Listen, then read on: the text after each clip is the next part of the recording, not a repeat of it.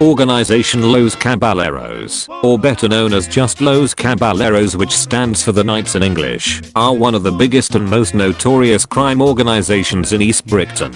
The organization was established by the two cousins, Enrique de la Cruz and Rodrigo Cruz. The two cousins were born and raised in northern Mexico, where the two future drug lords entered the life of crime. In their late teens, the two cousins were fascinated by the world of drugs. They dreamed of building a drug empire and becoming powerful businessmen.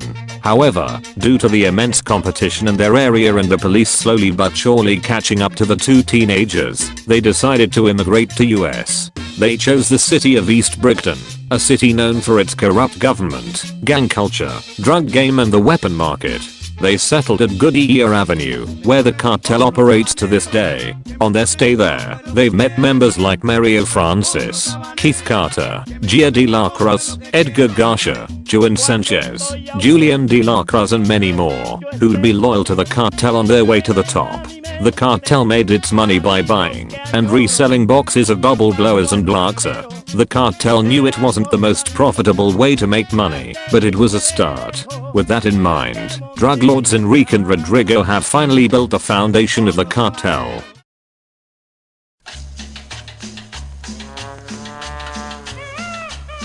After making a significant amount of money, the cartel had purchased an abandoned building which would be transformed into a factory where the organization would make their own product, that being Blaxa and bubble blowers. The great thing about it is that it still looked abandoned in the outside, meaning nobody would give it too much thought. The cartel hides its product in a unknown and an extremely secured location somewhere in the city. It's easier to organize the goods and keep up with the sales. They have also purchased a little port located near the new factory. The drug lords made some calls to a few other crime organizations located in countries such as Mexico and Colombia, offering them money for numerous exotic guns which were not available in East Brighton. Now, numerous crime organizations are shipping exotic weapons to the cartel in exchange for cash. The weapons were sold for a significantly higher price, meaning more profit for the Caballeros. With this move, Los Caballeros have officially earned their spot in the weapon market. To prevent a war, the cartel has formed alliances with other factions, such as the Black Hand, the Brighton Cartel, Killers of Limbo, and the Martinez Crime Organization. This meant that the allies had the cartel's back, meaning it was in a pretty safe position. The cartel also had the EBPD by its side, because Enrique convinced them that the cartel was just a group of legitimate businessmen. At this point, Organization Los Caballeros have established themselves as one of the most notorious crime organizations in the city. Business was also going smoothly. Members had a certain amount of product given to them to distribute all over the city. This way the cartel is making a fortune. With such success, the members are living an expensive lifestyle. The cartel has begun hosting parties at penthouses, taking the time to rethink on what they had to go through to get to where they are.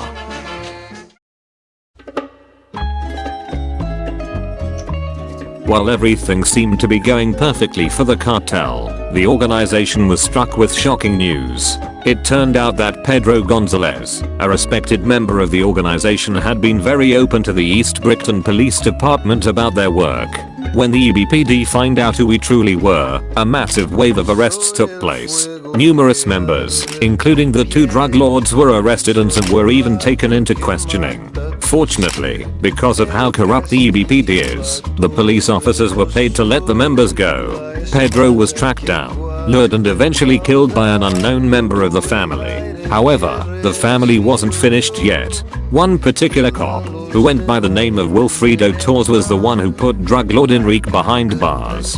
Furious, the organization had allegedly kidnapped and brutally murdered Wilfredo, shooting him 34 times. This wave of events was a hard hit to the Caballeros, but nobody could have predicted what would happen next.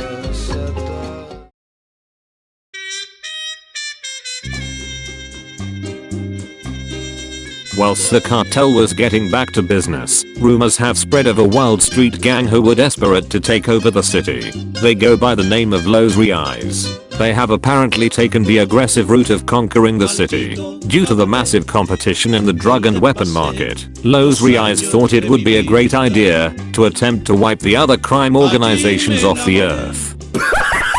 On February 5th, Los Caballeros have officially declared war on Los Reis. This was a big move, because the organization has never fought in a war before, mostly because the Caballeros have no interest in fighting, and instead wants to maintain good relations with the other crime organizations. The Wild Street Gang and the Massive Crime Organization have been going back and forth over the last few weeks, with constant tension of being jumped any time of the day. However, it's safe to say that Los Caballeros are confident and are maintaining control of the war.